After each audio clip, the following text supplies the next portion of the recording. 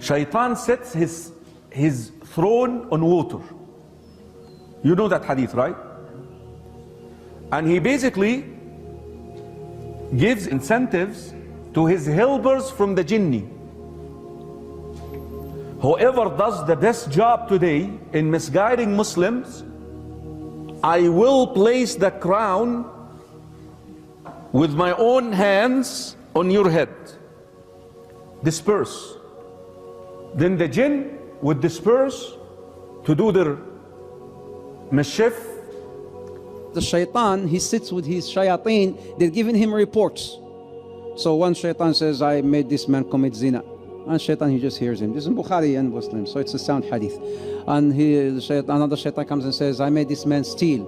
I made this guy do this. I made this guy do that. I made this woman do this. I made this woman make, remove her hijab. So they keep on, submitting their reports to him. And then one shaitan, one guy comes and say, I made one man separate from his wife. And he says, you're the man.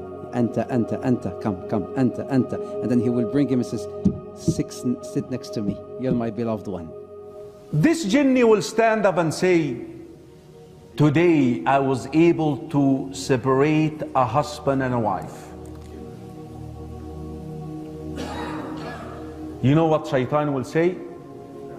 Ni'ma ant.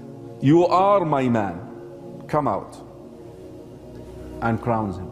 Hadith Sahih Muslim, Hadith Jabir. Reflect upon this. Smoking weed is haram. Killing is haram. Adultery is haram. Name any sin you want.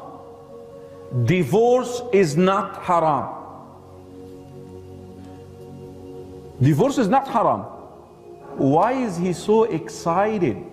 He's so happy about divorce. Why?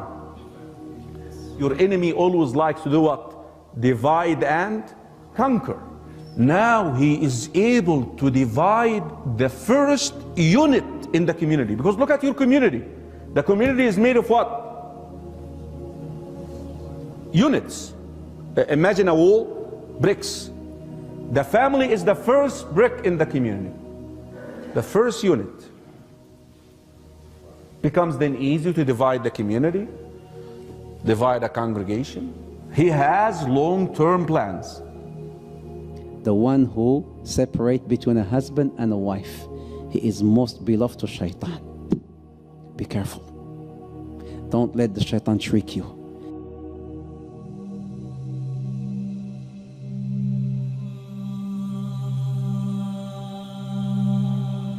Iblis' throne. So people have been talking about Iblis. Where is he? His throne. The Prophet ﷺ has reported, in a very sound hadith, which is in Muslim, reported by Jabir, that Arsh al-Shaytan, Arsh Iblis ala al-ma'. Arsh Iblis ala al-ma'. The throne of Iblis, the throne of Shaitan, this is the master Shaitan. The master Shaitan, his throne is on water. Where? What water? What ocean? Allahu Ta'ala a'lam. But there are certain indications that could maybe tell us where his throne could be. There's another hadith where it says, Innahu, this is also in Muslim, Innahu عند برزخ الماء. عند برزخ الماء. What's a barzakh? A barzakh, it's like a partition. When you have the sweet water and the salty water, بينهما برزخ لا يبغيان, whereby the sweet water does not merge with the salty water. That's a barzakh. That's a partition.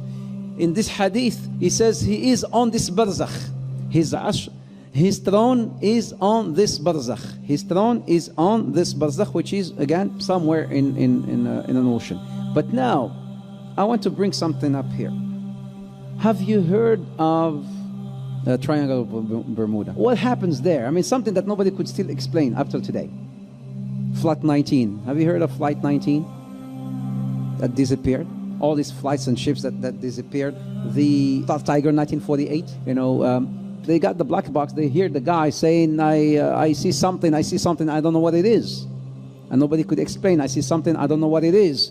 And then they said, okay, we're sending help. It's been recorded. You can play it. You can find it on the internet.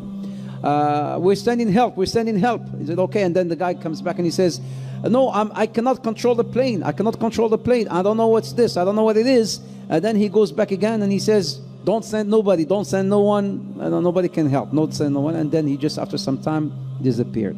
It's not only one flight, but there's so many flights that disappeared and ships that disappeared off of this Bermuda. So some said, does that mean that maybe the throne of Shaitan is there? Allahu Ta'ala A'lam, but it could be.